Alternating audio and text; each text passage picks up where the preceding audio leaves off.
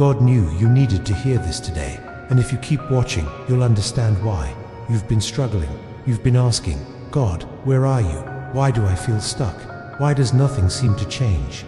And maybe you've even started to wonder if He's forgotten about you.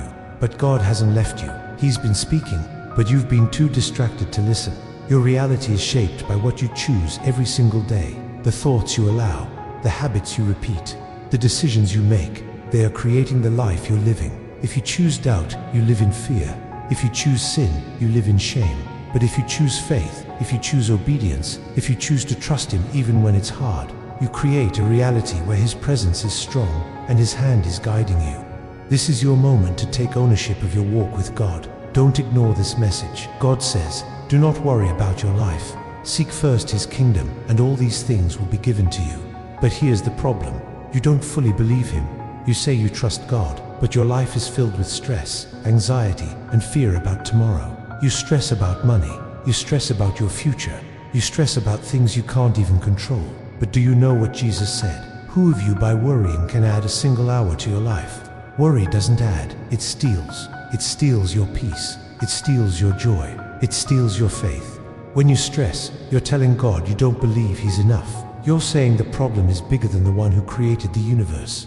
And the more you let stress control you, the more it blinds you to God's presence. But listen, God hasn't changed. If He feeds the birds, He can feed you.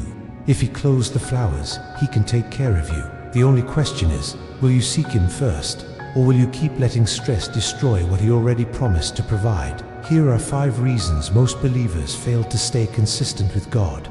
Number 1, depending on feelings. Consistency doesn't come from emotions. Your feelings change every day. God never told you to follow your feelings. He told you to follow Him.